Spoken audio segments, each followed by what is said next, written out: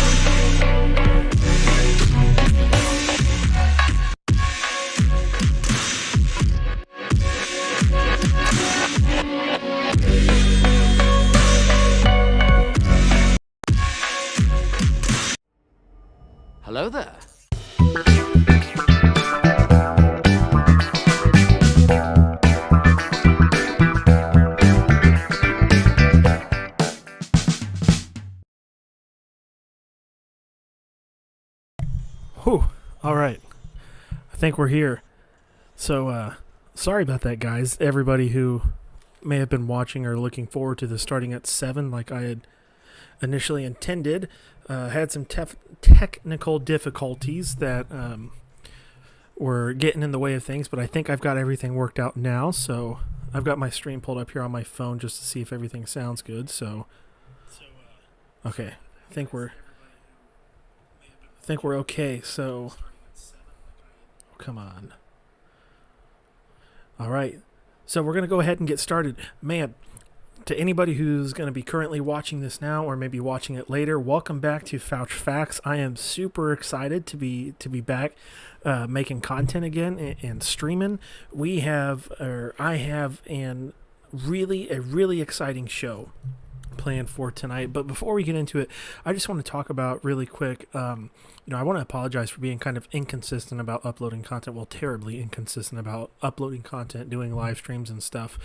Something that I want to get better at going into next year and finishing off this year with this channel and going forward with making content, doing live streams, doing more gaming streams on my Twitch.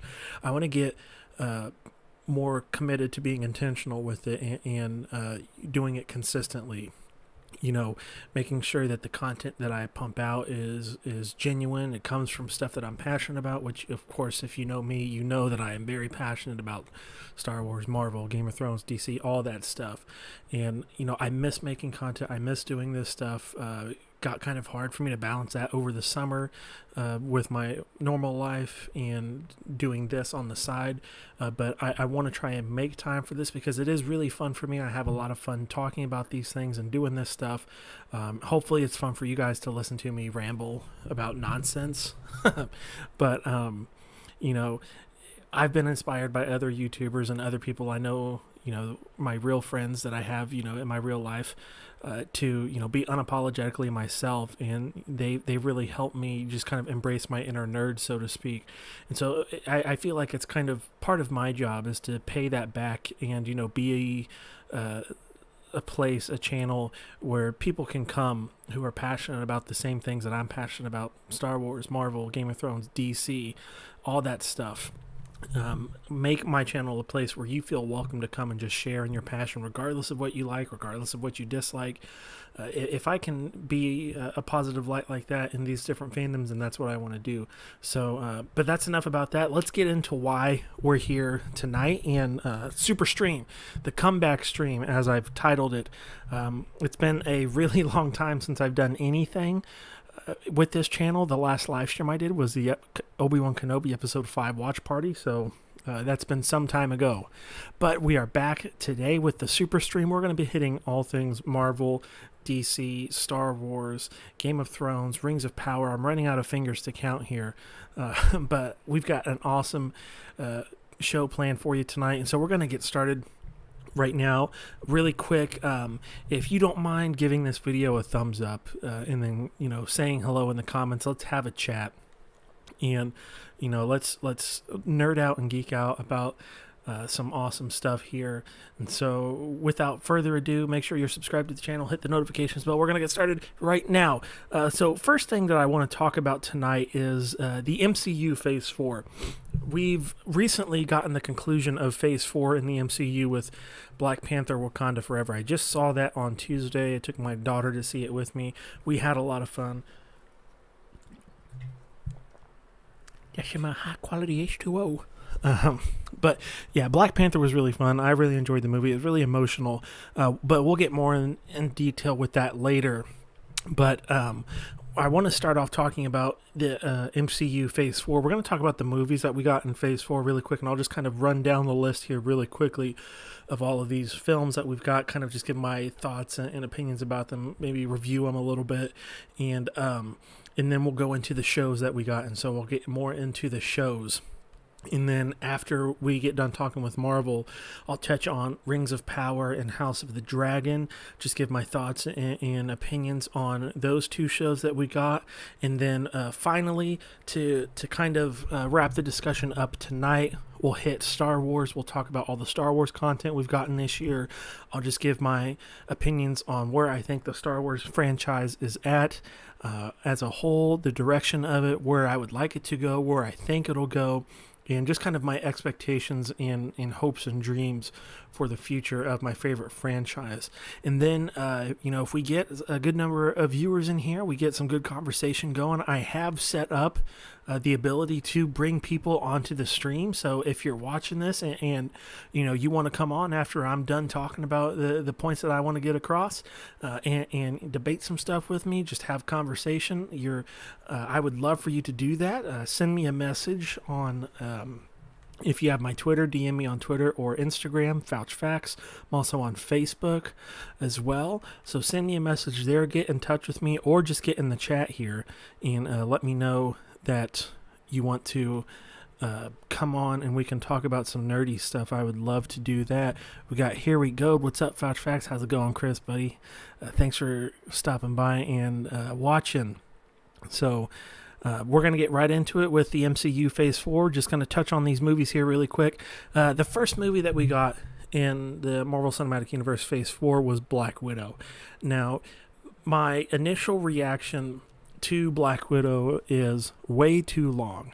And not from a duration sense, not a runtime sense, because the movie was a little over 2 hours. But it took way too long to get a Black Widow solo movie in the MCU. I know I myself and many other Marvel fans were really wanting to have a Black Widow solo movie earlier in the MCU than when we got it. Hey, we got Elijah Hillman in here. Hey, Fouch, remember me? What's going on, Elijah? Yes, I do remember you. How's it going, buddy? Hope you're doing all right. Why don't you send Tackett a message and tell him to get on here, quit being a little pansy wussy, and have some fun here for once, all right? But no, thanks for popping on, Elijah. Appreciate it, buddy. Hopefully you like what I talk about here. We're talking about the MCU Phase 4, going over the movies, giving my thoughts on Black Widow here. But yeah, Black Widow, way too long. It took way too long to get a Black Widow solo movie. As for the movie itself, I honestly thought it was kind of disappointing. And I think a big part of that comes from the fact that we already know what happens to Natasha in the MCU. This movie came out in 2021, 2 years after Endgame. And, if you've seen Endgame, you know that Natasha dies by sacrificing herself to get the Soul Stone in Endgame. So I feel like knowing that she ends up dying anyway kind of takes away any emotional stakes that might be in this movie. And it takes away any reason for me to be invested into the movie, into this character, because I'm sitting there watching this thinking the whole time, well, she just dies anyway, so what's the point of anything that happens? I feel like this movie was more of an introduction for Red Guardian and Yelena more than it was for a Black Widow solo film. And to me, that was disappointing because I was really looking forward to this movie and getting to explore Natasha's character more. But again, I just feel like the fact that this movie came out after Endgame and after Natasha's story wrapped up in the MCU, just I don't know, it just didn't deliver. It didn't fulfill its expectations, or at least my expectations for it. Hindsight is 2020, but I feel like if we would have gotten this Black Widow movie earlier, it would have been better. In my opinion, in the grand scheme of things, looking at the timeline of the MCU, I feel like Black Widow would have set better if it had come out right after Avengers Age of Ultron, because, in Age of Ultron, we went more in depth with Black Widow's character, got a little few hints to her origin story and kind of how she was trained with the Red Room and everything. Kansas Beef Studios, hello there, Kansas Beef. How's it going, buddy? Hope you're doing all right tonight. Thanks for popping in the stream. But I feel like if after Avengers Age of Ultron, we got a little bit more of Black Widow's character in that movie and explored it in depth, I feel like the Black Widow solo movie would have done better if it had come, chronologically speaking, after Age of Ultron. And even the plot of the movie, I feel like if you would have centered around the Budapest mission, because obviously Hawkeye references Budapest in the first Avengers movie with Black Widow, and he won't answer. LOL. I tried. Never saw Black Widow. Either way, I enjoy listening. Keep it up, friend. Hey, what do you mean I don't answer? I'm talking to you. Oh, you're talking about Tackett. attack and not answering. Yeah, he's a turd. But appreciate the support, Elijah. But yeah, the Budapest mission, you hear Hawkeye talk about it in the first Avengers movie. So I feel like the Black Widow movie should have centered around the Budapest mission, and it should have been about Hawkeye saving Black Widow from the Black Widow group and everything, and recruiting her into Shield as part of that team and everything, and having a movie centered around that story come out after Age of Ultron. I feel like would have done better for a story standpoint for the MCU overall. Because that would have, given more importance and substance to Clint Barton and Natasha Romanoff's friendship and how close they actually were. And it just would have made the events of, Civil War and even Endgame, especially Endgame, that much more powerful when we get to see how their friendship ends, and Natasha's ultimate fate. But yeah, Black Widow it was fun and it was entertaining. David Harbour was great as Red Guardian. Obviously, Florence Pugh was the breakout and the standout as Yelena Belova. And, of course, Scarlett Johansson's going to kill it as Black Widow in anything that she's in. But even 3 great actors and 3 great performances, for me, aren't enough to save this movie. Again, it was underwhelming for me. It didn't live up to my expectations, and I was pretty disappointed with it. So if I have to score it out of 10, I would give Black Widow a 6.5 out of 10. The story just wasn't gripping. The directing was bland. The CGI, Black Widow has some bad CGI scenes in it. But, I don't want to get too much more into detail about this because we've got a lot of stuff to cover. But yeah, Black Widow, if I had to sum it up, fun but disappointing. 6.5 out of 10. But going into the next movie that we get in the MCU Phase 4, we get Shang-Chi and the Legend of the Ten Rings. Now, this movie was a great bounce back for the MCU, a much needed bounce back after, like I said, a disappointing Black Widow movie. Simu, I'm not sure how to pronounce his last name, and I don't even want to try in case I butcher it, but Simu, the main actor for Shang-Chi, he was great. Awkwafina as Katie was great. The whole cast, Wenwu was great. Everybody was just great. The story was great. The directing was great. The action was great. The choreography was phenomenal. The soundtrack was just epic. And it just really was a well put together movie. And I can't honestly think of anything outside of Ben Kingsley's character Trevor showing back up again. I can't think of anything aside from that in this movie that I did not like. My family and I, we actually got the chance to live in China for 2 years, or not 2 years, 2 weeks. We adopted my little sister from there, and that was an amazing experience. I was 10 years old at the time. This is back in 2005. And so I got to learn about Chinese culture, the Chinese way of life, Chinese mythology, all that stuff firsthand in China. And so seeing those influences in Shang-Chi be brought to the big screen was just amazing. And it brought back a lot of memories that I had from going over to China and learning about their culture, their mythology and everything. So that was really nice to see. It was really refreshing, a unique story in the MCU. And it was just a well put together movie, and like I said, a much needed solid rebound after a disappointing first entry in Phase 4 with Black Widow. So Shang-Chi gets a very, very strong 8.5 out of 10 for me. I would give it a 9, but again, I don't like Ben Kingsley's Trevor. The fake Mandarin from Iron Man 3. I don't like his character really at all. I think Ben Kingsley is a phenomenal actor, but I didn't like his character in Iron Man 3. The Mandarin is a pretty significant Marvel Comics villain, and the direction they took the Mandarin in Iron Man 3 was terrible, and I was glad to see them give the Mandarin a proper story in Shang-Chi, but the fact that they put Ben Kingsley in this movie as Trevor again just brought up all those bad memories of Iron Man 3 that I did not like. So I that's the only part of the movie that I didn't like. But even then, some of the scenes with Trevor were funny. So the rest of the movie was so well put together that I wasn't distracted by that too much. So again, Shang-Chi, solid 8.5 out of 10. Really, really, really enjoyed it. Can't wait to see Shang-Chi in future Marvel projects. We got Elijah coming in saying that has to give you an interesting perspective. Haven't been there. Oh, absolutely. Yeah, I mean, I got to see the Forbidden City, the Forbidden Palace in Beijing. Going to the orphanage in China was really eye-opening in Nanchang, and then we finished up our trip there in Guangzhou, and that was really cool. A lot of great memories in Guangzhou. But yeah, seeing that Chinese culture firsthand was really awesome for me as a 10-year-old, especially, and then seeing the way that the Chinese culture and mythology was brought into Shang-Chi. I really appreciated that because it was really well done. It was really beautiful, and it was good for the Asian community to get some solid recognition in Shang-Chi. So I can't wait for the sequel to Shang-Chi if they decide to do one. I can't wait to see Shang-Chi in the future MCU. So I panicked, then I handled it.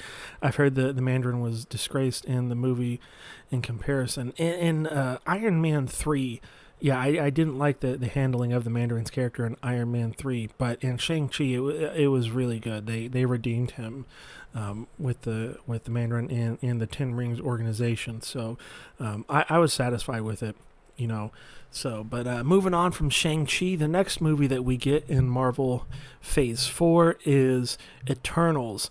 And I feel like overall, with Phase 4, for every step forward that Marvel takes, they take 2 steps back. Black Widow was disappointing. Shang-Chi was really great.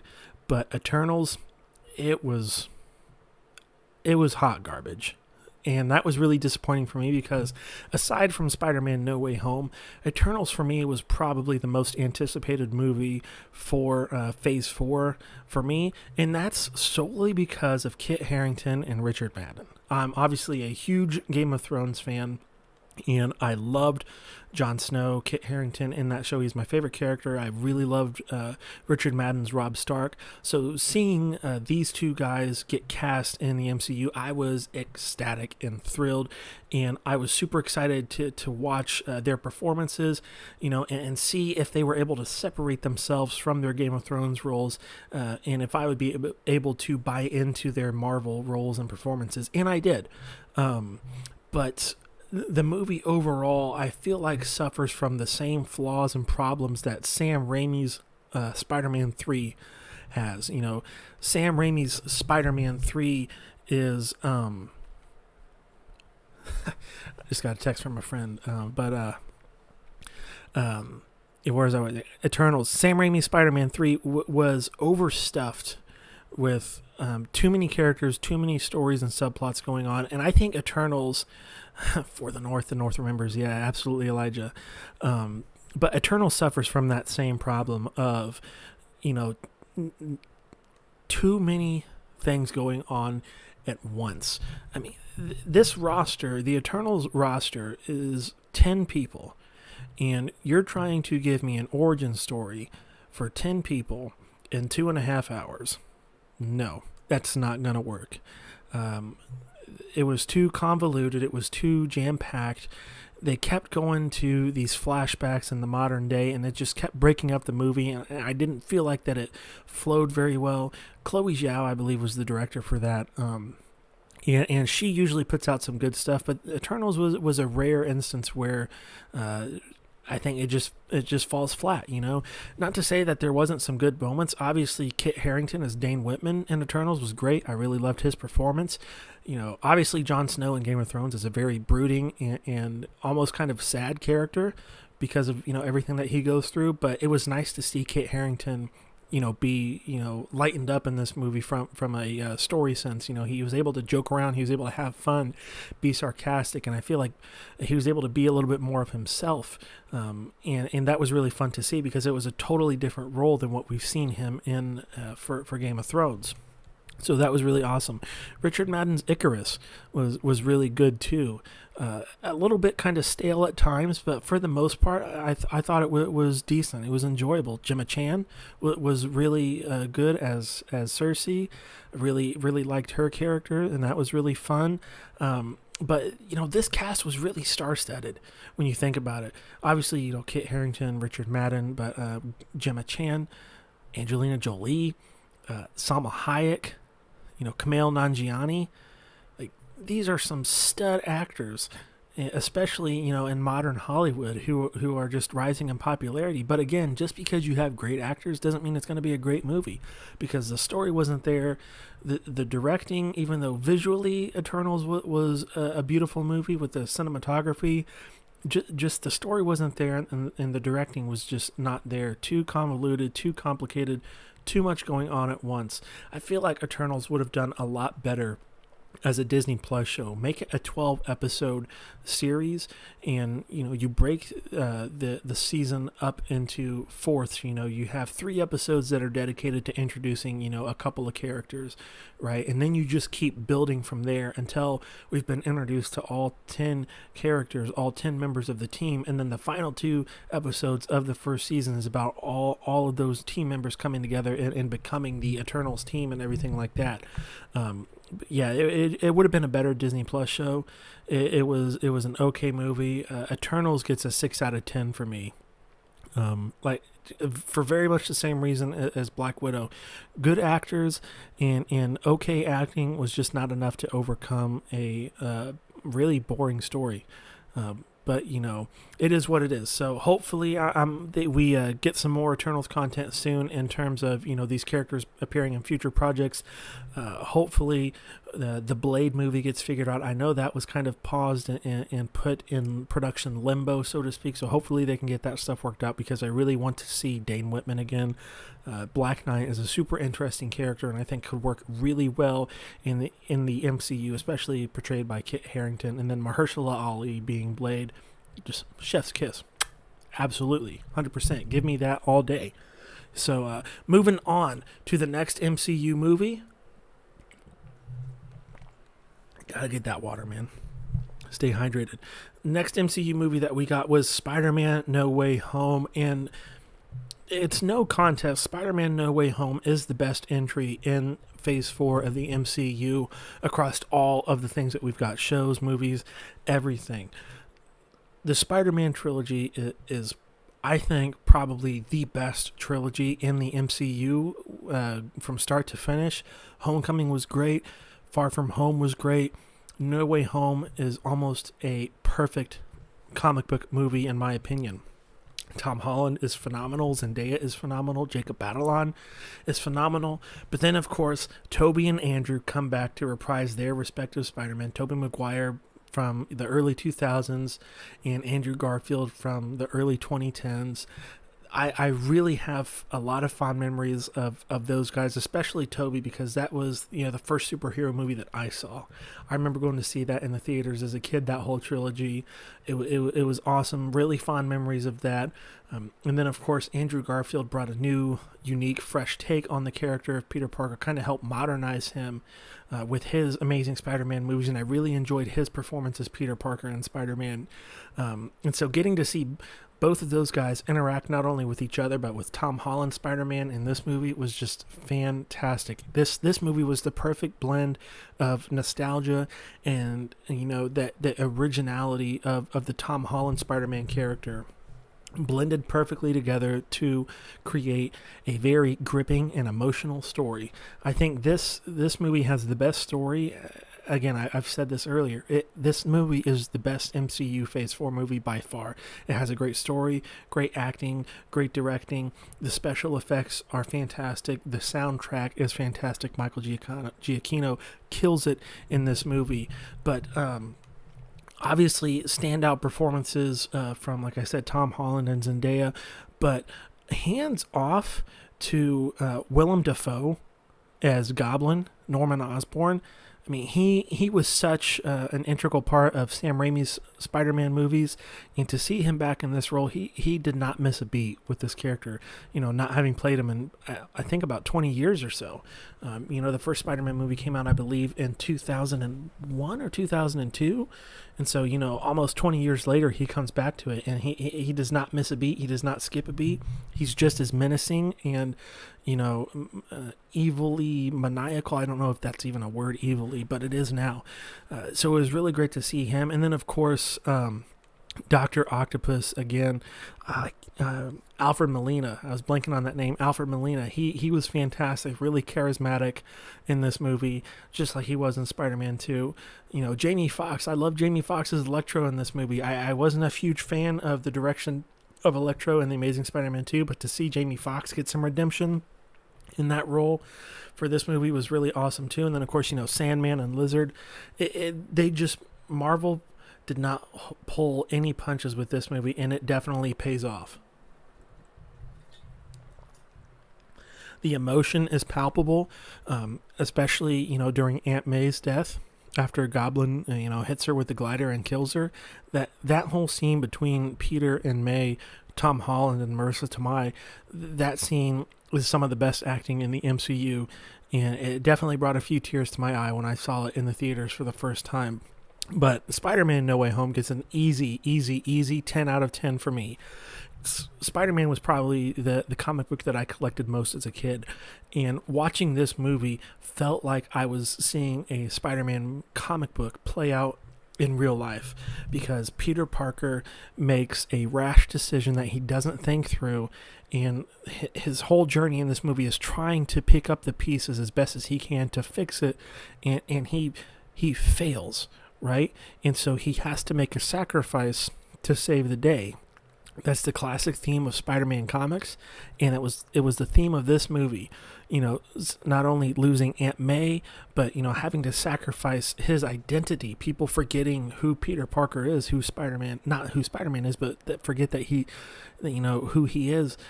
What an emotional sacrifice, you know, and I cannot wait to see where Peter Parker goes next in the MCU, especially with that cliffhanger of an ending where the Venom symbiote is still out there in the MCU. So hopefully we get Black Suit Spider-Man for Tom Holland in the next Spider-Man movie, or in either Phase 5 or Phase 6 ahead of Secret Wars and Kang Dynasty. So that would be really awesome to see.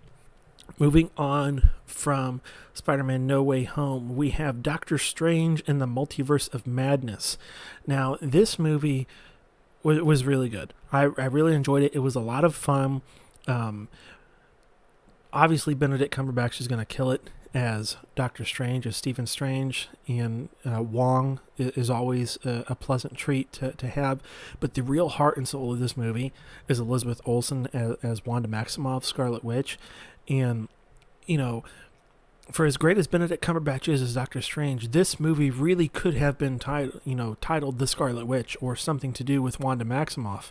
She stole this movie. She was really good in her role. Her acting was on point.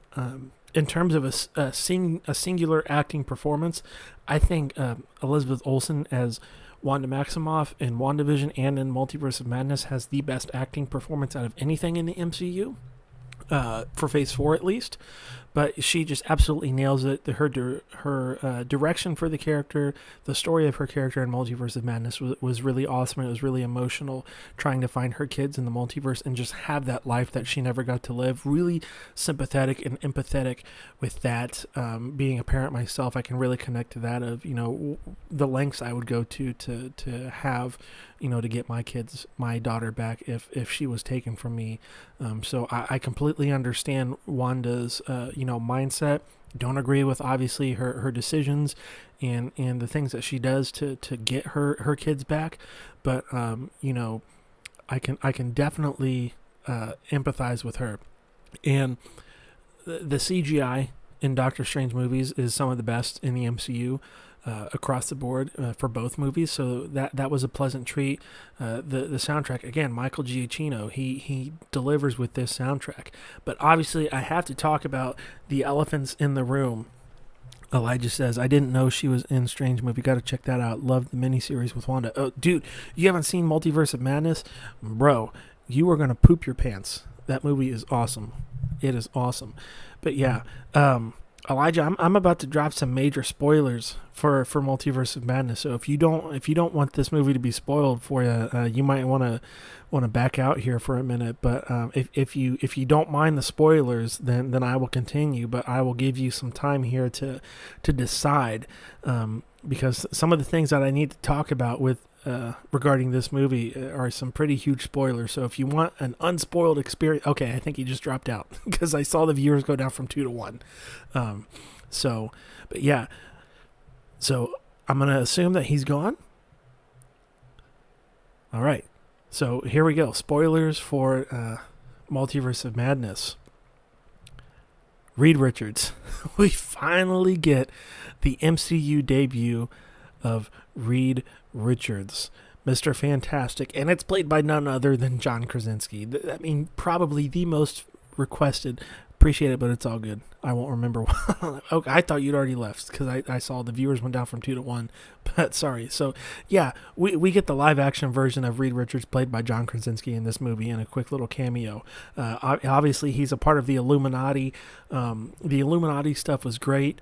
But we'll just go through that roster really quick. You have John Krasinski as Reed Richards. You have Maria Rambeau.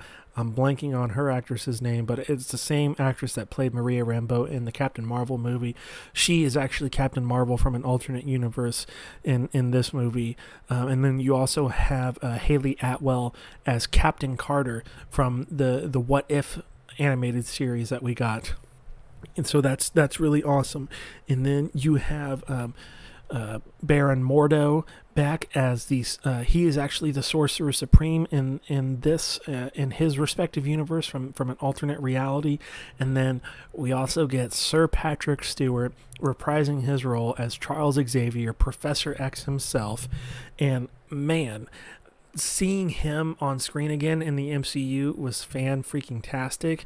But the best thing about his role in this movie was the fact that he had his iconic floating yellow chair from the animated X-Men cartoon from the 90s. So that was cool. And then also when he enters the movie, when he comes on screen, the theme song for the X-Men cartoon plays in the background, da da da da da da da. That was a really bad hum, but it plays in the background when he comes on screen, and it is just awesome. I had chills the whole time seeing that. And of course, you knew he was going to be in this movie because he's in some of the trailers and everything in terms of like voice lines and stuff from his character. But we were not expecting Captain Carter and Reed Richards for sure, and then Captain Marvel, Maria Rambeau's Captain Marvel was pretty good, but all the Illuminati stuff was great. Even though Reed Richards, as being described as the smartest man alive in the movie, doesn't do the smartest thing by explaining to Wanda Black Bolt's. That's another thing. Black Bolt from Inhumans, he's back. I love the hydration. Just felt the need to say that. Thanks, buddy. Gotta stay hydrated with that good quality H2O. But yeah, Black Bolt, Blackagar Boltigan from the Inhumans television series, that flop of a series. Anson Mount, he comes back as Black Bolt in this, and he's part of the Illuminati roster. So that was really fun to see. But there's a scene where Wanda attacks the Illuminati as Scarlet Witch, and Reed Richards tells Wanda, Black Bolt can destroy you with a single word from his mouth. Captain Marvel. Brie Larson? No, not Brie Larson's Captain Marvel. It is Maria Rambeau as Captain Marvel. If you've seen the Captain Marvel movie, she was Carol's best friend, her co-pilot in that movie. She is actually Captain Marvel, not Brie Larson. But yeah, so there's this scene where Wanda attacks the Illuminati, and Black Bolt tells her, Reed Richards tells her, Black Bolt can destroy you with a single word from his mouth. And then Wanda just goes, what mouth? And Black Bolt's mouth disappears, and he screams, oh, I'm fuzzy. Fix this, come on. Here we go. Oh, come on.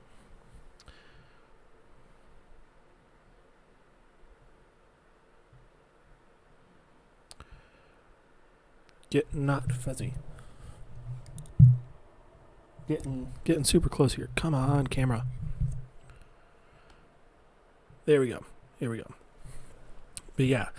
And so Wanda says, "What mouth?" and Black Bolt's mouth disappears and his head explodes because he tries to talk, but he has no mouth. It's really weird to describe, but it is really awesome to see.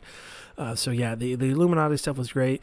And the way that movie ended, I don't want to spoil the whole thing for you, Elijah, so I'll let you watch that. But Doctor Strange was a really fun movie. It's a solid 8 out of 10 for me. It just wasn't long enough. It's a pretty short movie. I don't even know if it's 2 hours. I think it's like an hour and 45, hour 50 minutes. So it's a pretty short movie for the MCU. But it's a really fun movie, and it's really enjoyable with a lot of iconic moments, and it sets up a lot going forward. For the future of the MCU. So moving on to the next MCU movie, we have Thor Love and Thunder. Thor Love and Thunder was a really fun movie. It's not the best Thor movie, but it's not the worst. Anytime that you give me Chris Hemsworth beating up people with an electric hammer while classic 80s rock plays in the background, I'll buy the tickets all day for that, to go see that. You know, and then you throw in the Guardians of the Galaxy in the beginning of the movie. Heck yes. Christian Bale's Gore the God Butcher was fantastic. It was great to have Natalie Portman back as Jane Foster. I mean, this movie was really fun. Like I said, it's not the best Thor movie, but it's really enjoyable. It's your classic summer blockbuster. Action-packed, you know, the pacing is done really well. The acting is really good. There's not a whole lot to complain about this. I don't know why Love and Thunder got so much crap from the critics and from people, because I thought it was a really fun movie. I enjoyed it a lot. You know, kind of disappointed to see Jane Foster eventually, you know, die. I know she was battling cancer and everything, but her character has a lot of good comic history as Mighty Thor, and plays an important part in the most recent run of Secret Wars. So I was hoping she would stay alive long enough for Secret Wars, but maybe she can come back as a variant or something later down the road. But yeah, that was really odd. It was a fun movie. Thor: Love and Thunder gets an easy 8 out of 10 for me. I don't know why the critics dump on it. You know, I feel like the popular media narrative for the Phase 4 of the MCU is just to, you know, take a big doo-doo on everything, unless it's Spider-Man. But yeah, Thor: Love and Thunder. I'm trying to go a lot quicker here and not kind of dwell on too many things. But Thor: Love and Thunder, really enjoyable, really fun. 8 out of 10. Christian Bale was a highlight of that movie for me. I was skeptical of him being cast as Gore, because in my mind, Christian Bale is Batman. You know, he's not my favorite Batman, but I grew up with the Dark Knight movies as a kid, and so I have a hard time separating Batman from Christian Bale. I heard critics didn't like it. Tackett said it was great. Yeah, the critics took a big doo-doo on this movie, but I thought it was awesome. Tackett actually makes some sense for once, for sure. But yeah, Christian Bale is Gore the God Butcher. I was wondering if I'd be able to separate him from Batman watching this movie, and I was. His performance is amazing. It's believable. He's like Wanda in Multiverse of Madness. He's empathetic, and I'm sympathetic towards him because of the things that happened that set him up to become the God Butcher. But this movie was just really well done. Taika Waititi delivers again, and it's a real shame that I think Marvel announced that Taika wasn't going to be doing Thor movies going forward. So that's really disappointing to hear. Hopefully that's just kind of a rumor. There's not really a whole lot of merit to that, because I would love to see more, you know, Taika and Chris Hemsworth Thor movies in the future. But moving on from Thor: Love and Thunder, Black Panther: Wakanda Forever is the last movie in Phase 4. And it's going to be hard to talk about this because of the unfortunate and untimely passing of Chadwick Boseman and how iconic he was in the role of T'Challa. You know, I was really excited to see this movie, and, you know, not only to see how Marvel and the cast and crew for Wakanda Forever, you know, pay tribute to Chad, but also how they move forward with the Black Panther character without Chadwick Boseman. And I think this movie really delivers in that sense. from the very first scene in the movie to the very last scene in the movie. It's a beautiful tribute to Chadwick Boseman and his memory, and they do a nice job of transitioning from his Black Panther to the new Black Panther. I don't want to give any spoilers because I know this movie is still really fresh. It's barely been out a week, so I don't want to get too far into spoiler territory. But highlights of this movie: Letitia Wright absolutely kills it, and she carries this movie with her performance. She was awesome in this movie as Shuri, and her arc in this movie was really, really well done. And she wasn't the only good actor in this movie. Angela Bassett as Queen Ramonda was fantastic as well, and of course Martin Freeman comes back as Everett Ross, and so he was really fun to watch again. You get Julia Louis-Dreyfus back as Valentina, and you kind of get to explore her character more. Tena Huerta as Namor is really, really good. I was really excited to see Namor get introduced to the MCU finally. He's a very interesting character, a little bit of an anti-hero. Not really sure which side of the fence he is standing on from time to time in the comics, but and that perfectly translates into this movie, that aspect of his character. So really great performances overall. I think Ryan Coogler did the best that he could with this script. In the story direction, given again, of Chadwick Boseman's unfortunate passing, but considering all the circumstances and situations surrounding this movie, Black Panther: Wakanda Forever was a pretty good movie. I would say it's probably a strong 8 or 8.5 out of 10. You can definitely tell that this movie was missing Chadwick Boseman's Black Panther, because the whole time I'm watching this, I'm just like, man, I can't wait to.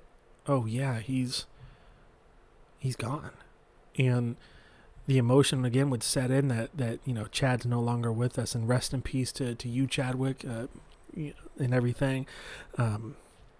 But this movie was really great, and again, I don't want to get into spoilers too much, but it ends on an emotional, bright note for the future of the Black Panther franchise and the Black Panther character. So go out and go see this movie.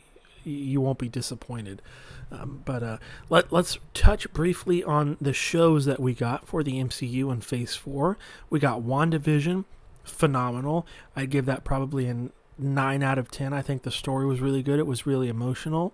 Kind of started off a little bit slow. Wasn't really sure what was going on, but when they finally explain, why Wanda is kind of creating this universe based off of the TV shows that she grew up watching as a kid, I thought that was a really nice touch. Again, I can't think of her name. Elizabeth Olsen is just absolutely amazing in this movie in terms of her acting. Paul Bettany is absolutely amazing as Vision, and then Agatha Harkness, man. I think Catherine Hahn is her name. Chris Godel, if he's still watching, he'll correct me if I got that wrong. But Agatha was a surprising standout character in this movie, and a really, really cool introduction to her. And then, of course, we actually get Evan Peters back as Quicksilver, as Pietro. And this is really where the idea of variants start to kind of play into the MCU, even though he ended up just being Ralph Boner, which was kind of really stupid and the thing that I hate most about this show. But it was still nice to get him back in this role as Quicksilver, even if it wasn't really real. But WandaVision, 9 out of 10. Really great, really emotional. Standout line that I still remember, to this day is, what is grief if not love persevering? Like, that just hits hard every time I hear it. And that is genius writing, Marvel. Genius writing for WandaVision. Falcon and Winter Soldier. Again, the whole idea of Marvel taking one step forward and 2 steps back. I did not like Falcon and the Winter Soldier. Probably my most anticipated Disney Plus show, to be honest, because Captain America is my favorite superhero. So seeing, Sam and Bucky carry that legacy forward, I was really excited to see that. But it just didn't deliver. I think it had some really good moments. Obviously, the banter between Sam and Bucky was done really well. I loved kind of Bucky's therapy sessions that he would go to with his psychiatrist and everything. I thought those were really funny. Not a nice touch. I thought the Isaiah Bradley stuff that they introduced in this show was done really well. I love that aspect of the story, and the cameo of the Wakandans coming in halfway through the show was done really nicely. John Walker's character, I absolutely hated him. Not because I thought he was a bad character, but that's how we were supposed to feel about his character. Is like, you can't be Captain America. Chris Evans is Captain America. Steve Rogers is Captain America, not John Walker. And I'm completely blanking on his name, the actor that played him. I know he was. I think it was in Sons of Anarchy or something like that. But he was phenomenal in that role. And I can't wait to see him. Honestly, I can't wait to see him in Thunderbolts again and him interact with the other members of the Thunderbolts. But yeah, Falcon and Winter Soldier, pretty disappointing. And that's tough to say. Standout moment for sure is Sebastian Stan as Bucky Barnes.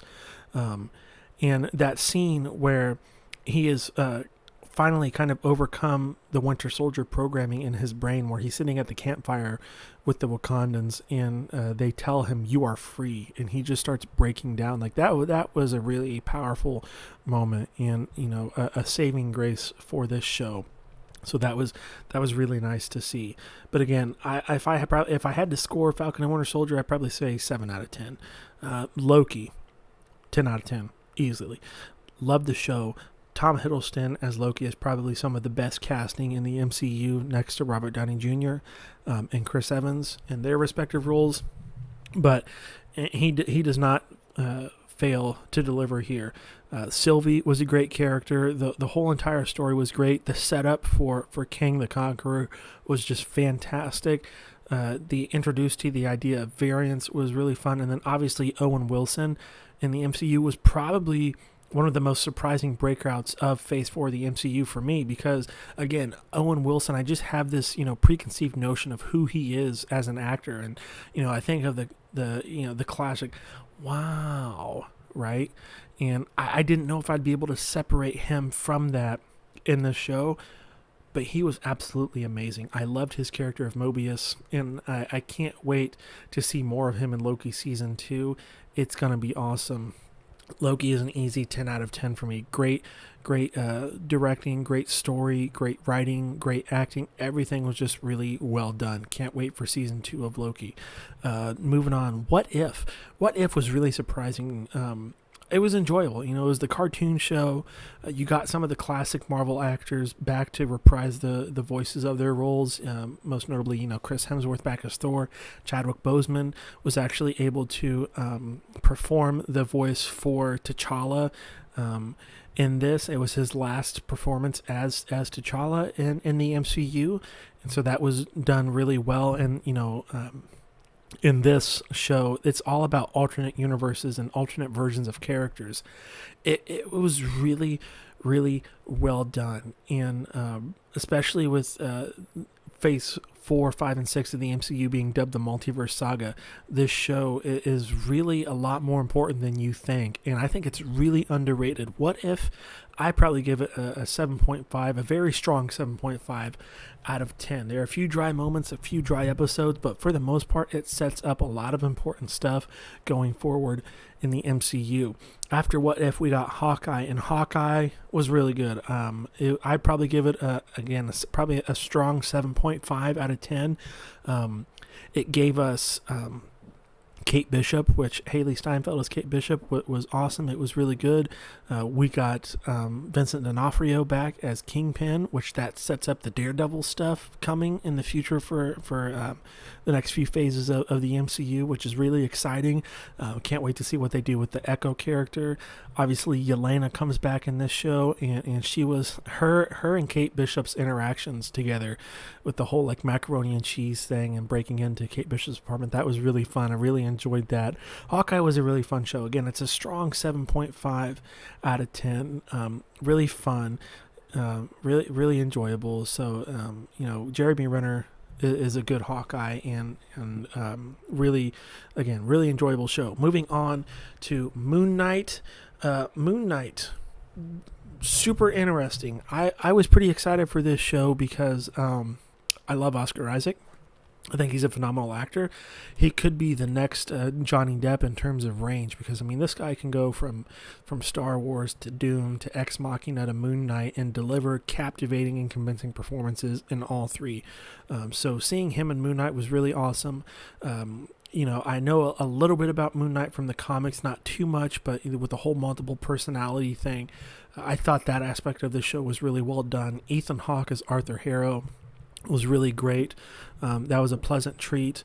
And the only thing that I didn't like about Moon Knight was that I feel like in some parts it dived too heavily into the Egyptian mythology. I mean, we had a whole entire episode where a hippo was guiding us through the Egyptian underworld. And I think there's actually 2 episodes of that. But that is stuff like that, kind of some weird, crazy stuff like that kind of takes me out of the experience. But Moon Knight overall was a pretty fun show. It was a unique and fresh experience in the MCU. Not the best MCU show, but it is enjoyable. I'd probably give it a 7 out of 10. Oscar Isaac really shines as Mark Spector, Stephen Grant, and then Jake Lockley at the very end. So that's really fun to see. Miss Marvel was a really fun show, surprisingly fun show for me. I didn't know too much about Kamala Khan as a character, outside of what I experienced of her in the Square Enix Avengers video game. And one thing that I do appreciate about the Kamala Khan character is that I feel like she's a conduit for us fans to connect to these superheroes and these iconic characters from the comics and from the MCU, because she's a fangirl. We're all fangirls and fanboys. I mean, I'm a 28-year-old male talking to a webcam on YouTube right now about comic books. I'm a fanboy. And, I remember when I got to meet Chris Evans at Comic-Con back in 2018. The feelings that I had, the thoughts that I had, I was freaking out. I was like, I can't believe I just talked to Captain America. Oh my gosh, I can't believe he signed my shield. It was awesome. And so seeing Kamala kind of, be that same type of person in this show, geeking out about the Avengers and Captain Marvel, that was really fun. That was really relatable because, deep down inside, we're all like that, to some extent. We all wish that we could have superpowers and be a superhero. And so Miss Marvel was a fun show. I'd probably give it a 7 out of 10. A little bit too kiddish and too childish at points in terms of the goofiness in this show. But overall, it is a unique story in the MCU. So I'm pretty excited to see where her character goes moving forward. The last thing we have to talk about for Phase 4 is the thing that I disliked the most, and that was She-Hulk. She-Hulk was terrible. I'm not going to talk about it too much because if I talk about it too much, this conversation is going to get way more political than I want it to. She-Hulk was hot garbage. The best thing about this show was Matt Murdock coming back, Daredevil, Charlie Cox. That was the strength of this show. And that's why I don't like it, because She-Hulk is such an interesting comic character. She was the first major Marvel character in the comics to break the fourth wall. And aside from Daredevil, I do like the fourth wall breaks in this movie. I feel like using them as a template going forward, especially for Deadpool 3, is going to be really interesting to see how Marvel continues to explore this aspect of comic book characters who are self-aware, who do break the fourth wall. So I did appreciate that about this show. But again, outside of Daredevil and outside of the fourth wall breaks, I did not like this show at all. I want to enjoy She-Hulk for She-Hulk, not for Daredevil, not for Wong, not for Hulk, not for Madison with 2 ends, but you don't know where they are. No. She-Hulk was a terrible show. It was a waste of time. It really didn't do anything except bring Daredevil into the MCU, which we already got Daredevil in No Way Home, or at least Matt Murdock in No Way Home. But again, the ending of the show with Hulk and his son, Scar, I think his name was Scar or whatever, sets up a potential World War Hulk movie or World War Hulk show. But yeah, just She-Hulk was disappointing. It's a 5 out of 10 easily. I mean, there was no story. It just was dumb. There was no stakes. nothing that grounded it and gave us any sort of substance, which is really disappointing. So again, I don't want to talk about that because I'm not going to talk about She-Hulk. It was just really bad. So moving on to part 2 of this stream, we are at the 1 hour mark. So thanks to everybody who has stuck with me here. Elijah, appreciate you. Kansas Beef, Crisco, appreciate you guys. We're going to move on to the Rings of Power and House of the Dragon. I thought both of those shows were really great. They were kind of opposites in the sense that House of the Dragon started strong and kind of was slow in the middle. And then the last few episodes really picked up, and those were really nice. Loved Daredevil, never heard of She-Hulk. She-Hulk, she's a pretty cool comic character, Elijah. I would do some like quick Google research or YouTube research to look at her comic history. She could be a really exciting character going forward, but the show sucks. Don't watch it. Don't waste your time. But going back to House of the Dragon, it started off strong, got kind of slow in the middle, but it finished on a really high note. Rings of Power was the opposite. It started slow and finished on a really high note. But I think both shows were really interesting. House of the Dragon got back to what made Game of Thrones great. It was centered around the drama of who sits the Iron Throne. That's what made Game of Thrones great originally, and that's what makes House of the Dragon great. We got Jack D. Whiskey in here with a thumbs up. Thanks, Jack D. Whiskey, for that. Thanks for listening and appreciate you, brother. But like I said, House of the Dragon gets back to what made Game of Thrones great, and that's the conflict of who sits on the Iron Throne. The plotting, the scheming, the conniving to get the Iron Throne, to get power in Westeros was really well done. Team Rhaenyra, Team Black is the team to root for. I'm sorry if you're a fan of Alicent Hightower, you can go bite the dust. No, I'm kidding, but Alicent just needs to learn how to get over a grudge, man. Like, I mean, the king Viserys, he named Rhaenyra his heir, and he stuck with her till the very end. But what I don't like about Alicent's character is that she wants all of these terrible things to happen so her kids can sit the Iron Throne. But when they happen, she seems completely surprised by him and taken aback, like, oh my gosh, I didn't want this to happen. Like, shut up. Yes, you did. But House of the Dragon was really nice. The CGI was really great, seeing dragons again. Matt Smith. I couldn't think of his name. Matt Smith is Daemon Targaryen. Scene stealer in pretty much everything that he's in. My favorite episode, I think, is the 3rd episode where he goes to war against the crab feeder. I don't think he has any lines in that show, but he delivers the best performance in the whole entire season for me, just in that episode alone. But House of the Dragon was really great. I'd probably give it a strong 8.5, maybe a 9 out of 10. Really well done. The time jumps I thought were handled well, and they make sense. They're gradual enough where they're still believable and you can still follow along relatively easily. But moving on from House of the Dragon to Rings of Power. Rings of Power is pretty controversial. Tolkien fans, they treat Lord of the Rings like Star Wars fans treat Star Wars. Very, very carefully, in the sense of we are very picky. Star Wars fans, we are very picky about our Star Wars stuff, and Tolkien fans are very picky about their Lord of the Rings content. I have not read the Lord of the Rings books. I need to. It's on my to-do list in terms of books to read. But I'm a huge fan of the movies, Peter Jackson's trilogy, and the Hobbit movies. I love those movies dearly. And from that perspective, I really enjoyed the Rings of Power.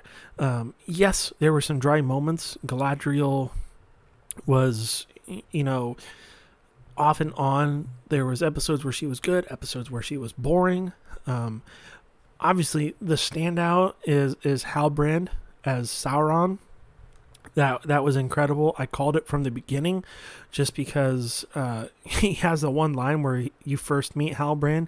His first line in the series is, looks can be deceiving. Sauron is known as the Great Deceiver, right? And we know from Tolkien lore that he took many forms during the Second Age. And so there was other little subtle clues that let you know that Halbrand was going to be Sauron. I didn't think for a second that the Stranger was going to be Sauron. I wasn't sure if he was going to end up being Gandalf or just another wizard. But again, Rings of Power, the more you get into it, the further it gets into season 1, the better it gets. And so it gives me a lot of high hopes for season 2. A lot of people are complaining, why didn't you just make Halbrand Anatar? Because Sauron in the Second Age went by Anatar, right? And helped to forge the Rings of Power. Well, here's the thing. Let's just think about it from a practical sense. If you have a character at the beginning of this show, and you know from the get-go that his name is Anatar, you already know that he's Sauron. And so, while hardcore Tolkien fans and Lord of the Rings fans would appreciate that, you have to think about the general public that'll be watching this show who, like me, have only seen the movies and not read the books. So, you have to appeal to that demographic, and by introducing a new character and calling him Halbrand, an original character, that takes helps keep the element of surprise for when you do finally reveal him as Sauron in the finale. So I can understand why Tolkien fans are upset that they didn't just make Anatar a character, but Halbrand was still really, really well done, really, really well written and well acted. Definitely the best character of the show. Excited to see that actor reprise the role of Sauron. I am totally blanking on names here, so I apologize everybody for that. I'm kind of a stooge and I have no idea what I'm doing, so the fact that you guys are following along and giving me the time of day, I really appreciate it. But yeah, really excited for Rings of Power Season 2. Wish we didn't have to wait so long to get it. But I think it's going to be really great. I think it's going to be really fun. Again, same with House of the Dragon. Wish we didn't have to wait so long to get Season 2. But I think it's going to be really great when we finally do. All right. So now we get to the meat of the discussion here tonight. Star Wars. My favorite fandom. Obviously, repping the Star Wars hoodie. Star Wars is my favorite fandom. I'm most versed in it. I feel the most comfortable talking about it. It's my favorite thing. I was introduced to the movies when I was a little kid. I was 5 years old when I saw the original trilogy first, and I did see the original trilogy first before I saw the prequels.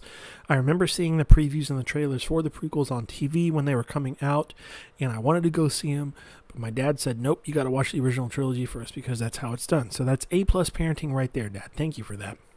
But needless to say, Disney has taken over Star Wars. It obviously bought Lucasfilm and got the rights to create Star Wars content back in 2012 for just $4 billion, which is still just stupid to think about. So how do I feel about Disney Star Wars? I feel very conflicted.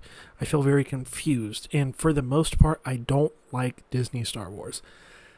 The sequels are a hot mess. I'm not going to get into them too much, but just really briefly here, the biggest problem is that they have no direction, they have no sense of story, and they don't connect to George Lucas's original 6 films and the spirit that he kind of created with his original movies. But the spin-off movies are great. Rogue One was fantastic. Solo was really fun. It gets a bad rep for 2 reasons. Because it came out right after The Last Jedi, which The Last Jedi is the most controversial Star Wars movie, and it's not even close. It's the worst Star Wars movie, in my opinion. If you're able to like it and you enjoy the sequels, more power to you. I wish that I could, but just me and my personal thoughts and opinions, I do not like the sequels. I wish I could, but I just can't. But that's not a knock to anybody that does like the sequels or anything like that. You are entitled to believe the way that you do if you are a sequels fan, and more power to you if you're able to enjoy those movies. I can't.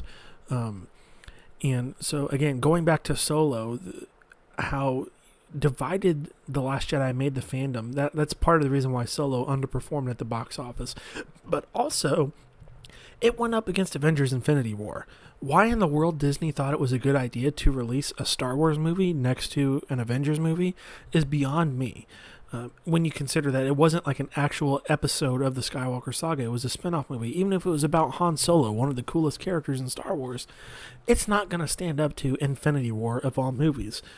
Why they just couldn't wait until later in the summer or early in the fall to release it is beyond me. But yeah, the movies, the sequels, I don't like and enjoy. The spin-off movies are pretty good. But let's talk about the shows, because we've gotten a lot of Star Wars shows, not only this year, but the past couple of years.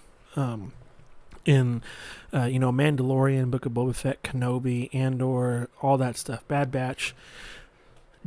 Disney has a better grip on their television shows.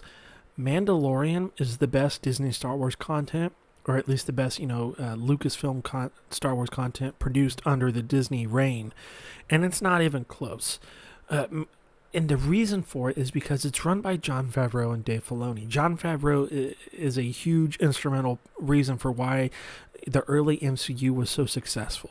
He directed the first two Iron Man movies, and I believe he stayed on as a producer and creative consultant throughout the rest of the MCU as they continue to pump out content.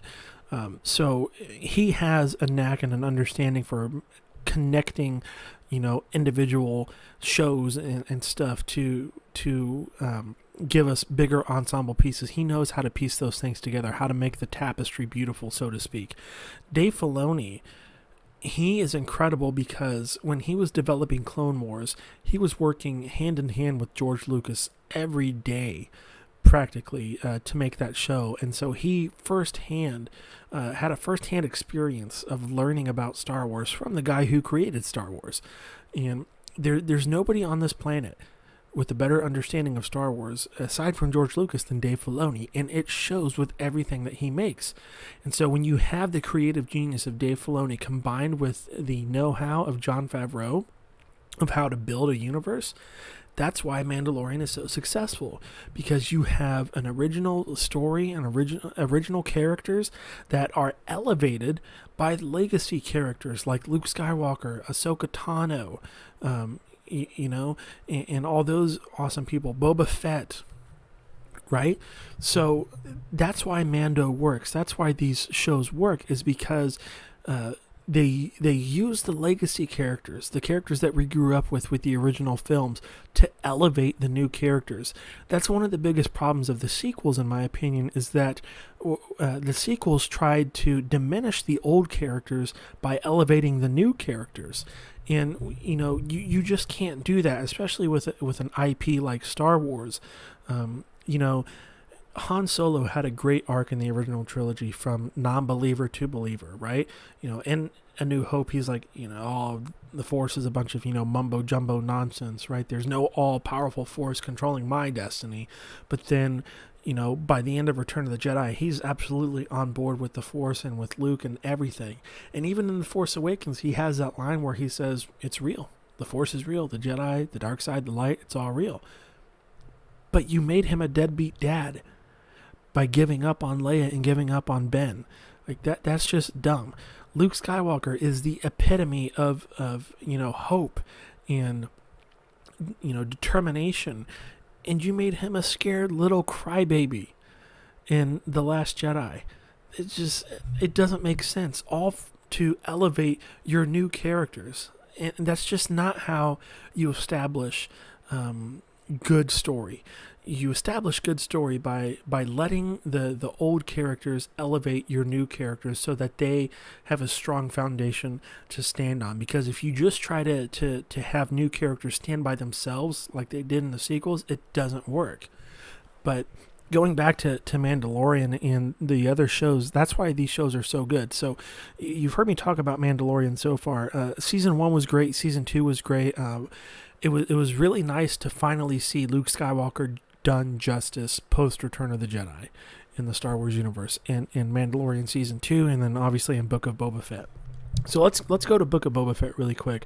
Book of Boba Fett is probably it's an entertaining show, but it doesn't feel like Boba Fett. Why doesn't it feel like Boba Fett? Because I feel like this show should have been the Star Wars version of Punisher, but instead it was the Star Wars version of a bad interpretation of Godfather. And that's putting it nicely.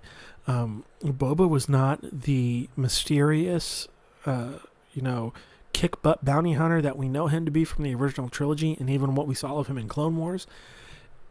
They tried to turn him into a mafia boss, and that's just not who Boba Fett is. Tamora Morrison even went on when he was at Star Wars Celebration this past year, he was talking about how they need to get back to the roots of who Boba Fett is as a character, right? And show him beating people up and, being this great bounty hunter that we know him to be from the original trilogy, from the comics and Clone Wars and everything. They need to get back to the essence of his character. But that's not to say that Boba Fett wasn't enjoyable, because it did have some good moments. I'll give it the same criticism I gave She-Hulk. I want to be excited for a Boba Fett show because of Boba Fett, not because of Luke Skywalker, Ahsoka Tano, Grogu, Cad Bane, but because of Boba Fett. And to me, what I don't like about Boba Fett is the fact that the best episode of this show barely featured Boba Fett at all. And that's episode 5 and 6, when we focus on Mando and we focus on Luke and Grogu. I love those episodes. They're some of my favorite Disney Star Wars content, but again, it's just when you have a show about Boba Fett, it needs to be about Boba Fett, not these other characters. Have the other characters elevate Boba Fett, like you did with Mandalorian, how Ahsoka elevated Mando, how Luke elevated Mando, but don't use Boba Fett to elevate Luke. Don't use Boba Fett to elevate Mando. Let them elevate Boba Fett. So, that's just kind of my thoughts about it. I would give Boba Fett probably a 7 out of 10. It's not the worst, but it's not the best. But it is fun to watch. So let's talk about Obi-Wan Kenobi. Because if you've watched the other videos on my channel, I did some watch parties for Obi-Wan for episodes 1, 2, 3, and 5. I was sick when episode 4 came out, so I didn't do a watch party for that. Caleb Tackett, what's up, bro? It's about time you got in here. Better late than never. But, You made it just in time. I'm starting to talk about Star Wars here, specifically Kenobi, man. Let me get a water break here really quick because my mouth is getting dry. Drier than a dewback's behind in the Dune Sea. But so I need to finish my thoughts on Obi-Wan Kenobi and breaking that down because I never got to finish that because I was on vacation when the finale aired, so I didn't make a video breakdown for that. So let's talk about Obi-Wan Kenobi really quick here. It's my favorite Disney Star Wars because I'm a huge prequels fan. Obviously, those are the movies that I grew up with in the theaters. It's all good, Taggart. You're here now, so that's all that matters. But yeah, Obi-Wan Kenobi is my favorite Disney Star Wars because I'm a huge prequel fan. So getting to see Ewan McGregor and Hayden Christensen come back was awesome. But the fact that Lucasfilm went the extra mile that it did to bring back Joel Edgerton and who's the actress's name that played Aunt Beru in the prequels? I can't remember, but bringing them back was a nice touch, right? Having Tamura Morrison cameo as a clone trooper was awesome. The flashbacks to Order 66, the flashbacks to Obi-Wan and Anakin training was awesome. I thought the story of the show was really well done. I was skeptical when they explained how Obi-Wan was going to be leaving Tatooine. He would never leave Tatooine. He would never leave Luke Skywalker unprotected. And so, what reason should he have to leave Tatooine? And I can't think of a better one than to save Princess Leia, right? I mean, that's the only logical choice. Unless Luke were to get kidnapped, Leia getting kidnapped is the only reason that would get Kenobi off at Tatooine. So that was really nice and that was unexpected, but I thought it was handled very well. There were some cheesy moments in the show for sure. The chase scenes where Leia's trying to run away from her kidnappers, and then when she's running away from Obi-Wan on top of the streets of Dayu on those buildings in episode 2, those scenes were kind of cheesy. But I think they absolutely nailed Obi-Wan as a character in terms of his headspace and where his mindset was at. He started the show very broken and defeated, as he should, but the whole show was him learning how to forgive himself for what happened in the prequels, for what happened especially in Revenge of the Sith, and how to heal from that and become the wise Jedi Master that we see in episode 4, 5, and 6. And that was really beautiful. Darth Vader in Obi-Wan Kenobi is arguably the best part of the show. And the way, I will say this, for as much gripe that I give Disney and as much flack as I give them for handling Star Wars, I have to say, when they put Darth Vader on screen, they absolutely kill it. Rogue One, Vader was awesome. The Vader comic book series that we've gotten have been awesome. Vader in Kenobi is some of the best Star Wars content that we have ever gotten, not just in Disney Star Wars, but ever gotten. They absolutely nailed his character, his brutality, his darkness. And speaking specifically about the scene in the finale of Kenobi with him and Obi-Wan, where his mask gets broken and you see the face of Anakin, that whole scene, the symbolism behind the, when the lightsaber of Obi-Wan is glowing blue on Vader's face, you can see that blue on him. He's very much Vader, but then when you see the red, he's still Anakin. That duality is very beautiful. Beautiful touches by Deborah Chow there. But, the lines of dialogue that we get from Darth Vader and Kenobi, I am what you made me. I'm not your failure. You didn't kill Anakin Skywalker. I did. That is some of the best dialogue in all of Star Wars. And I just love Kenobi. A lot of people complained about Reva, and I can understand that, but I don't care too much about Reva. I'm not watching Kenobi to pay attention to her story. I'm watching it to pay attention to Obi-Wan. So I can kind of drown her out because I'm solely focused on Obi-Wan and Vader. But, her story, I will say, I wish they would have said from the get-go that she was, the Padawan that survived that opening scene of Order 66 that we get. And I feel like they could have done a better job of explaining her motives and not waiting until the last two episodes to do that. But it was still understandable, and it kind of, ties up some loose ends and answers some questions that we have going through the show. I really, really hope that we get a Kenobi Season 2. I would love to see Obi-Wan interact with Qui-Gon Jinn on Tatooine and learning how to become, a Force ghost and everything. Even if it's not, a fully fledged show, but if it's, kind of more like a mini series. I know this show was only 6 episodes long, but, even if you do like quick little, 10, 15-minute episodes where Qui-Gon's just teaching Obi-Wan about the Force and everything, that would be awesome. And again, speaking of Qui-Gon, it was awesome to see Liam Neeson reprise the role of Qui-Gon Jinn and Kenobi. But let's get away from Kenobi and let's talk about Andor, because that's the hot thing right now. We've got the finale coming up this week. My thoughts on Andor is that it's the perfect metaphor for Disney Star Wars. Is that loads of potential, but really underwhelming and doesn't live up to the hype. Cassian Andor is a very interesting character in Rogue One, and there's this line that he has in that movie where he says that he's been in the fight since he was 6 years old. And so in my mind, I'm thinking, that's pretty amazing when you think about it. I expected him to come from, a family or have some type of ties to either the Jedi or the Republic, that his family was loyal to them. And so when the Empire takes over, the Empire kills his family, and this forces him to kind of go on, a quest of revenge to avenge his parents' death. So I would have loved to have seen like a little 6-year-old Cassian Andor running spy missions and stuff for the Rebel Alliance, and then kind of seeing how he evolves into the person that we see him in Rogue One. Jack D. Whiskey says, I like Andor. Well, that's good, buddy. I'm glad you like it. I mean, it does have some good moments. The acting is great across the board. To me, I don't think that the writing is there, but I do like what they're trying to go for, and in the sense of kind of a darker, more kind of realistic feel for Star Wars. There's no Jedi, there's no Sith, there's no lightsabers, there's no Force. It's kind of, kind of similar to Mando in that sense, where they're kind of getting away from what, when you think of Star Wars, that stereotypical mindset that you have of, this mystical side of the galaxy far, far away. And they're giving us, regular people, right, in a really interesting time in the Star Wars era.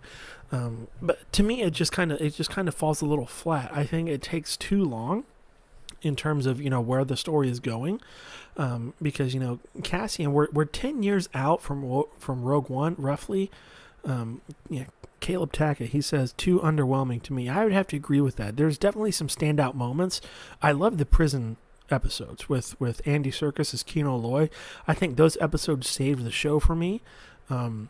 So, because I really wasn't interested, to be honest. I mean, I'm still going to watch it because it's Star Wars and I want to stay informed and up to date on everything. But, when I have the choice to watch a Star Wars show, Andor's not going to be my first choice.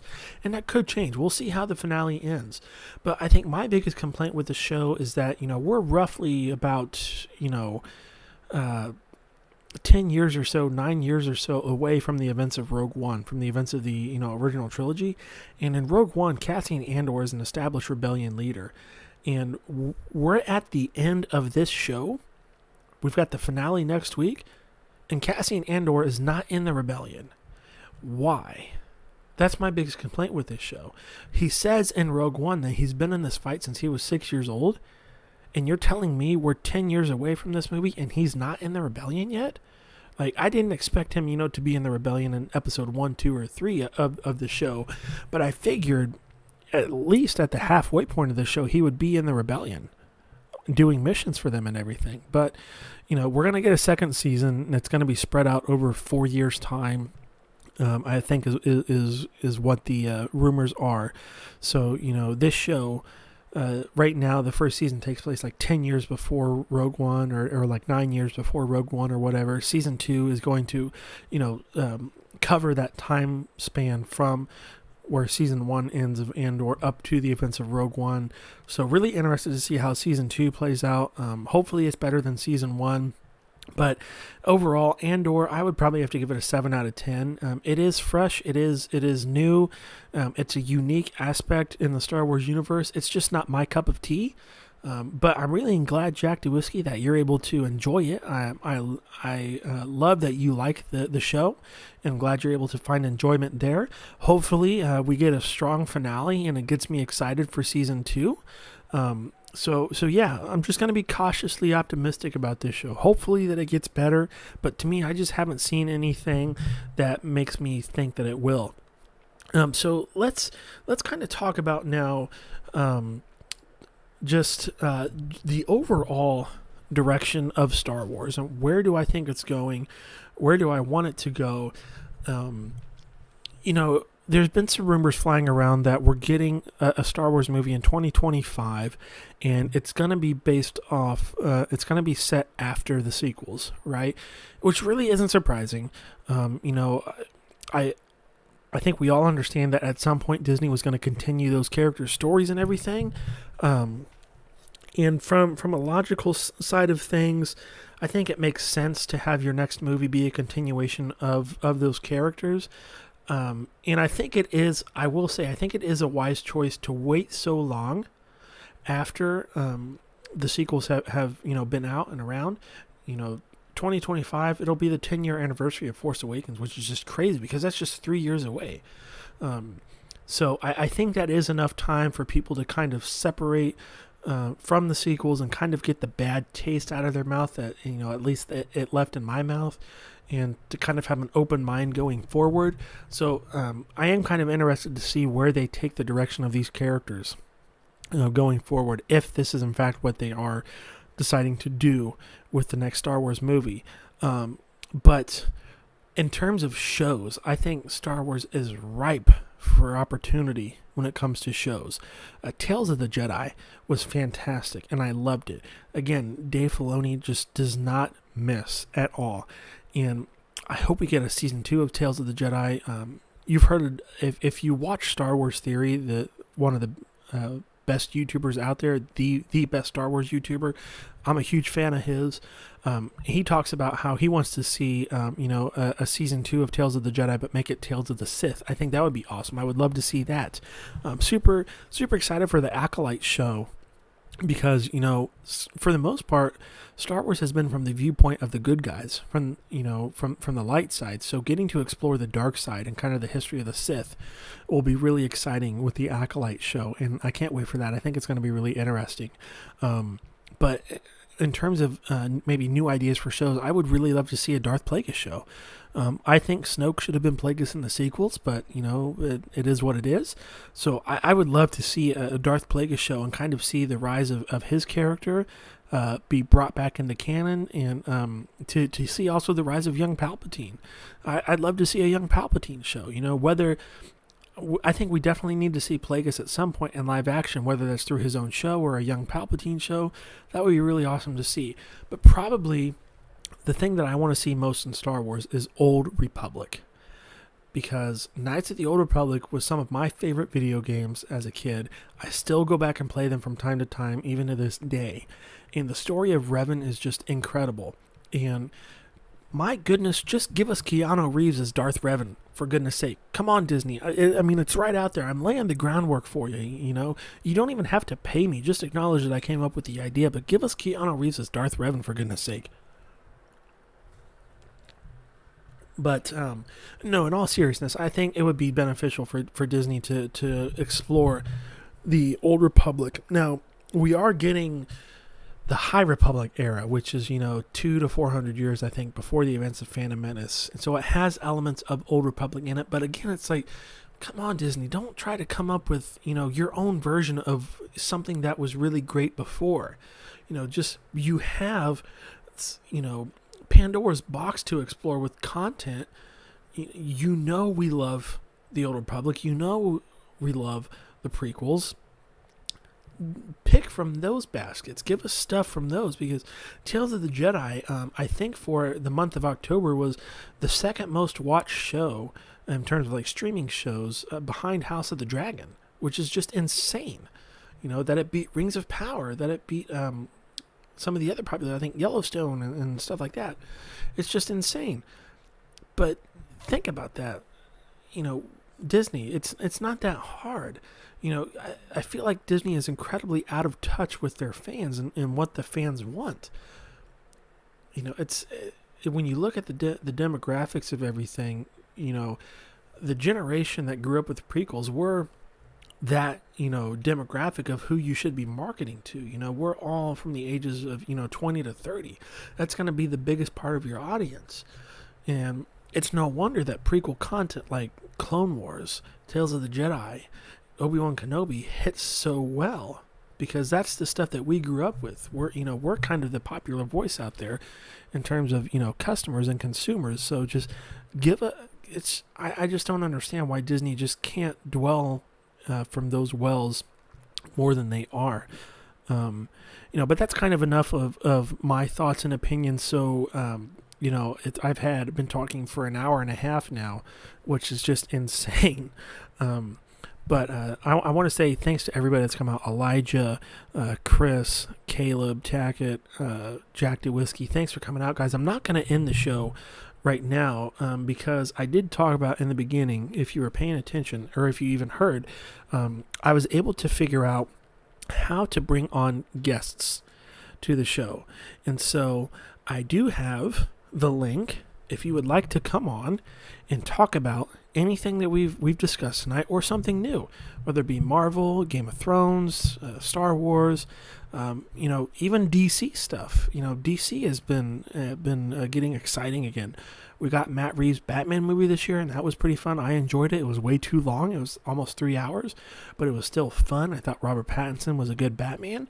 I'm interested to see how they take that character going forward in the future. But if anybody wants to come on and talk, you are more than welcome to do so. Elijah says, love it. You need to have Caleb on here as a guest. Yeah, Tacker, what are you doing? Come on. Get on here. Jack DeWhiskey says, at work listening. Well, thanks for tuning in at work, Jack. Hope you're having a good night at work and that's going easy for you. But yeah, if any of you guys want to come on and talk, I will give you the opportunity to. So I'll hold that open here for a little bit. But going for a lot of Star Wars stuff is a lot of the Star Wars stuff is Greek to me, but it would be so fun to watch you two talk. That's really fun. I'm just thinking about some of the conversations that Tackett and I have, Elijah. We had some spirited Facebook Messenger conversations about why I hate Mace Windu.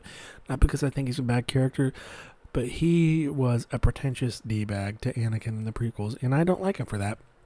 I think he got everything that was coming to him. So, again, I'll keep it open here for just a little bit longer in case anybody wants to come on and talk with me and debate some stuff. Give me your thoughts and opinions. Won't keep it open for too much longer because it is getting kind of late in the night here. Yeah. What did you guys think of tonight's show? Did you guys like it? Did you like the contents? Tackett says, "Oh yes." Are you saying you want to come on, Tackett? Or you say you want to? Don't talk to me about Mace Windu. I'm leaving the invitation open to anybody that wants to come on and discuss some things and debate some things. So let me know if you want to come on, Caleb, Elijah, either one of you. You guys are more than welcome to. I'll send you the link. But in terms of content, I just want to plug a few things here really quick. I just uploaded a new video to the channel today. It is the Ultimate Star Wars Piano Medley. I arranged some of the most iconic pieces across the 9 Skywalker Saga movies. Check that video out. I arranged them on the piano and put them together in one piano medley. Loved it. Keep it up, my friend. Thanks, Elijah. Appreciate that. But yeah, check out the piano medley I just uploaded today.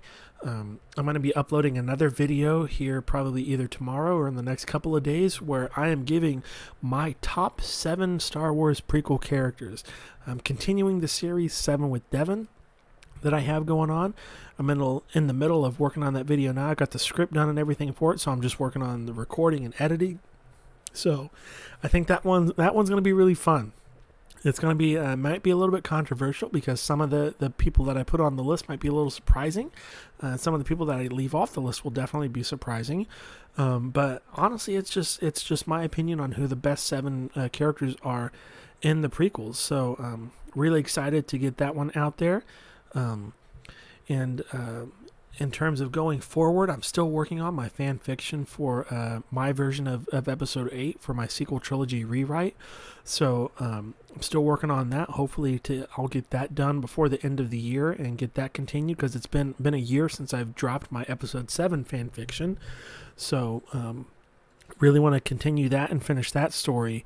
But yeah, so doesn't look like anybody wants to come on and talk. That's okay. Caleb Tackey's probably too afraid to come on and talk and get his butt handed to him by me and properly explain why Mace Windu is a booty butt cheeks turd head. But that's okay. Maybe next time, Tackett. Is there a link for the music? Well, it's just on my channel. My computer. My laptop that I'm streaming from right now is not the best and most capable. I had some technical difficulties, so I can. Let's see if I don't. Okay.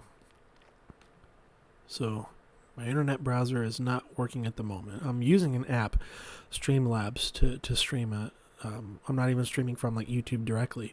So, but I will. Let me see if I can just pull it up and just manually type it in the chat here really quick. I don't know how well this is going to work. All right. Tackett says, LMAO, I've got work in the morning, but it will definitely happen. Elijah says, okay, I'll check it out there. I really enjoyed your GOT music. Hey, thanks, pal. Yeah, so hopefully here in the near future, I'll be getting a better computer setup so I can get back to making more music. But definitely going to get some piano videos coming out soon. So introducing a new series called Fouch Fanfares. So pretty excited about that. But I think we're going to go ahead and wrap up tonight. Been streaming for about an hour and 40 minutes now, so that's awesome. Thanks to everybody that came out. Shout out to Chris, Caleb, Elijah, Jack. Thanks you guys for tuning in and having some good conversation here. Appreciate the support. Make sure you guys thumbs up the video, this stream. Go watch my other videos on my other channel. Not on my other channel, on the channel. And comment below your favorites. Well, not below on this video, but on my other videos. Comment what you like. Give me your suggestions on things to do in the future. Other content to put out, some things that I haven't covered that you'd like to see me cover, and I'll get to work on some of that stuff. But until next time, guys, thank you again for coming out. I can't wait to see you in the next stream. And may the force be with you. And remember, as always, what I told you was true from a certain point of view. So thanks everybody for tuning out and paying attention tonight. We'll see you next time on Fouch Facts. Have a good night, guys. Hello there.